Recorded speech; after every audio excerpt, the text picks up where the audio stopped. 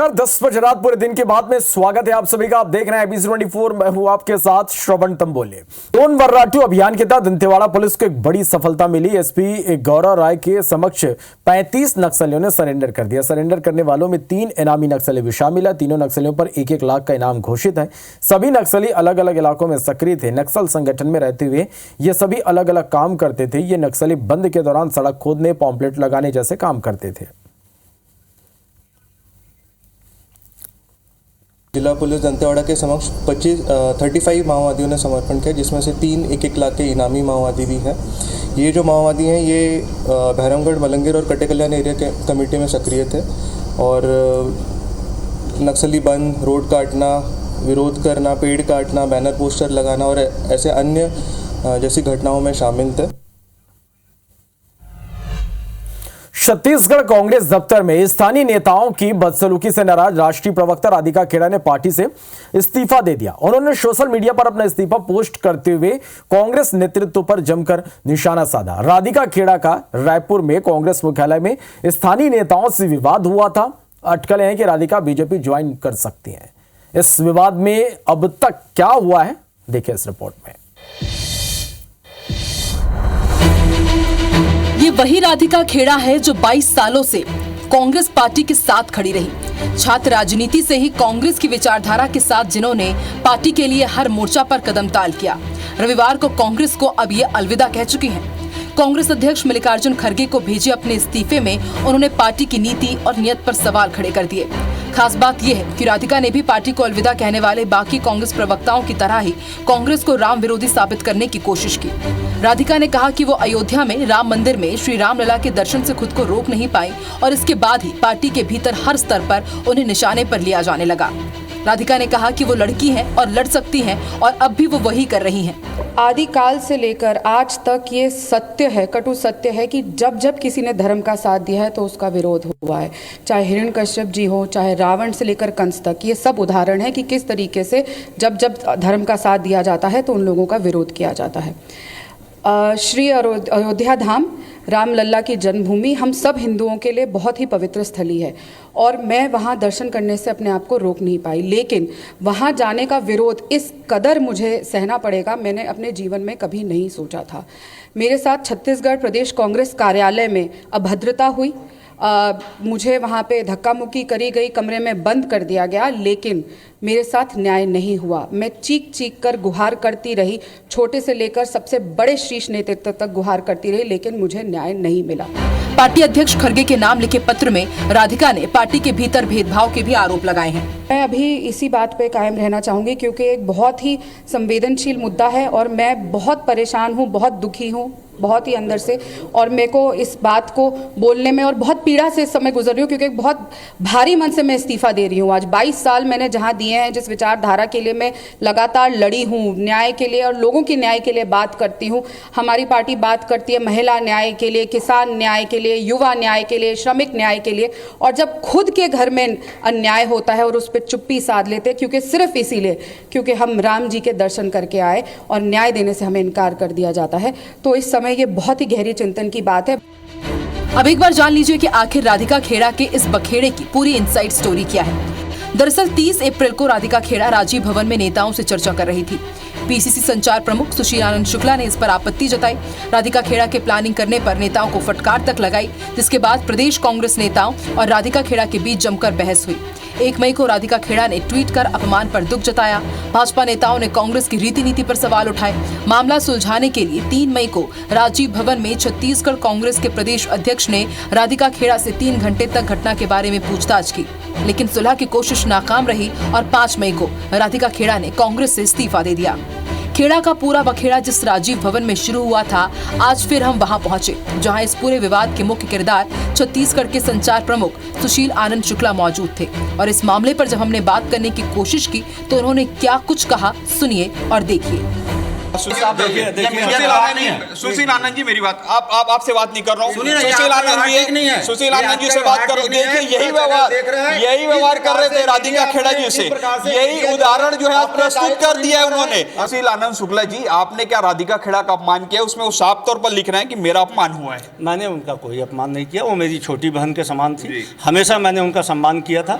आज भी वो पार्टी छोड़ी है, एक महिला होने के नाते मैं उनका सम्मान करता हूँ। राधिका ने इस्तीफा दे दिया है, मगर इसका मतलब ये नहीं कि खेड़ा पर बखेड़ा का अंत हो गया हो, या यूं कहें कि ये तो नए बखेड़े की शुरुआत है। क्योंकि जिस पार्टी ने रामलला के प्राण प्रतिष्ठा का निमंत्रण ठुकराकर बीजेपी को बड़ा मुद्दा दिया था, उस पार्टी की नेत्री ने पार्टी नेताओं पर ये कहते हुए आरोप लगाया कि राम मंदिर दर्शन के कारण ही उनका विरोध हो रहा है, और वहीं ये संकेत भी दिए हैं कि कहीं ना कहीं वो बीजेपी की विचारधारा से प्रभावित हैं। तो अब सवाल यही है कि क्या वो भी कांग्रेस छोड़ने वाली बाकी प्रवक्ताओं की तरह बीजेपी में डेरा डालने वाली हैं? इस पूरे मामले में जोरदार सियासत हो रही है, राजनीतिक भूचाल आया हुआ है। इस पूरे मुद्दे पर छत्तीसगढ़ के मुखिया विष्णुदेव साय क्या कह रहे हैं, वो भी आप सुनिए। इस तरह से अपन अपमानित हुई अपने लोगों के द्वारा कि रो रो के बुरा हाल हो गया उसका, और ये नारी न्याय की लोग बात करने वाले लोग, इनके कथनी और करनी में ज़मीन आसमान का फर्क रहता है। और इसी कारण से आज कांग्रेस की जो दुर्गति हो रही है, एक छत्र शासन करने वाले लोग 55-60 साल तक आज ये लोग विलुप्त होते जा रहे हैं। राष्ट्रीय अध्यक्ष माननीय खड़गे जी को चिट्ठी लिखी है, और ये तो उनका व्यक्तिगत निर्णय है। रही बात राम मंदिर, तो कोई भी जा सकता है, देश का हर नागरिक जा सकता है। ये घर परिवार की बात था, तो इसको किसी जाति या धर्म से या किसी मंदिर से जोड़ के नहीं देखना चाहिए। मैंने सभी लोगों से 1-to-1 चर्चा की और पर्याप्त समय तक सभी चीज़ें जानने की कोशिश की, चर्चाएं की, और उसके बाद उसके आधार पर AICC ने जो रिपोर्ट मांगे थे वो रिपोर्ट मैंने बना के भेज दी। बाकी निर्णय तो पार्टी को करना था।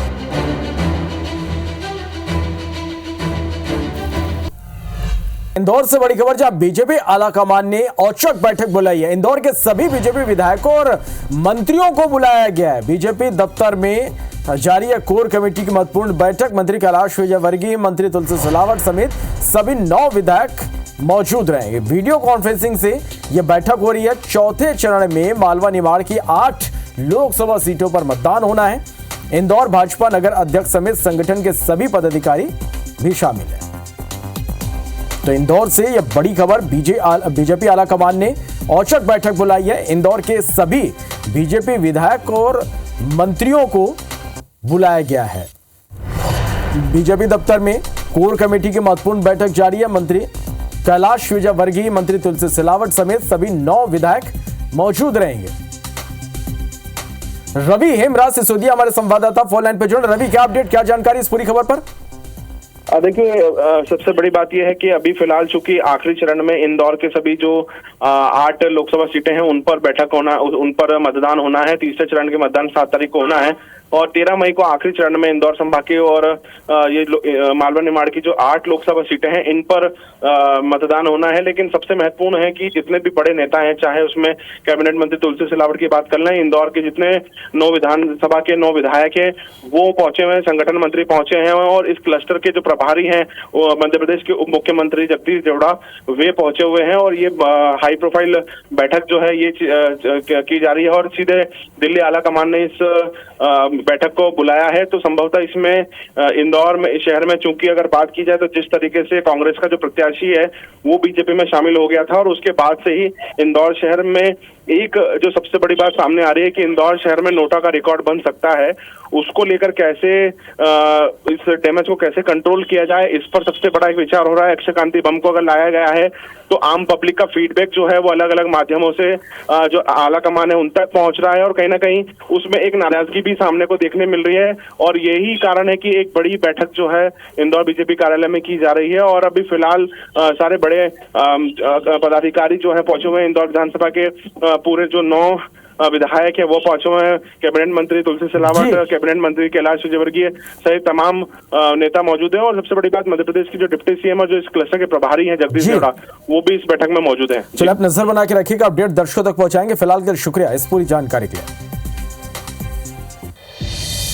मध्य प्रदेश में तीसरे चरण की वोटिंग से पहले कांग्रेस को फिर एक बड़ा झटका लगा। सागर के बीना से कांग्रेस विधायक निर्मला सप्रे ने बीजेपी ज्वाइन कर ली।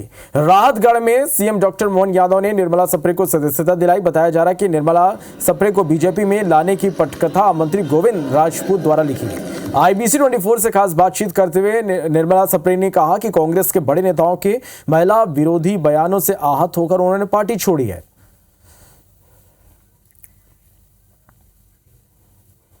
हाँ, जो प्रदेश अध्यक्ष और या वरिष्ठ नेता जिस तरह महिलाओं को चाशनी और माल और आइटम ये शब्द उपयोग किए तो काफ़ी बेकार लगता है। चूँकि अपन महिला है तो इससे मैं 3 दिन से सो भी नहीं पाए और अंदर ही अंदर घुटन महसूस हो रही थी कि आखिर क्या करें, महिलाओं का भविष्य कहाँ पर है। जहाँ की भारतीय जनता पार्टी महिलाओं के लिए आरक्षण की बात करती है, वहीं पर कांग्रेस पार्टी में महिलाओं पर टिप्पणी की जाती है, तो इसकी मैं दुखी थी। और मैं विदिशा में जनसभा के दौरान पूर्व सीएम शिवराज सिंह चौहान की सुरक्षा में एक बड़ी चूक सामने आई। भाषण के दौरान एक युवक ने अचानक मंच पर चढ़कर शिवराज सिंह चौहान से माइक छीनने का प्रयास किया। तस्वीरें आप देख पा रहे हैं। हालांकि मंच पर मौजूद सुरक्षा जवान और बीजेपी नेताओं ने तुरंत उसे मंच से नीचे उतारा। घटना ये शनिवार की है और उस समय का ये बताया जा रहा है जब पुलिस ने मंच पर जब पूर्व सीएम शिवराज सिंह चौहान भाषण दे रहे थे उसी दौरान का ये वाक्य है। CSP अतुल सिंह ने कहा कि वीडियो के आधार पर एक युवक की पहचान कर ली गई है, उसकी तलाश की जा रही है।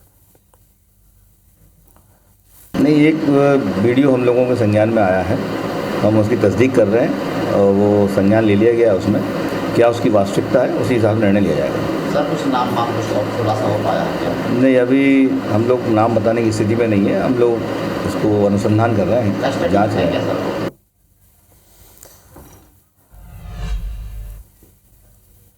तो इसी के साथ फिलहाल इस बुलेटिन में इतना ही। आगे देखिए खबरों का फास्ट अंदाज मेरे सहयोगी छाया चौधरी के साथ।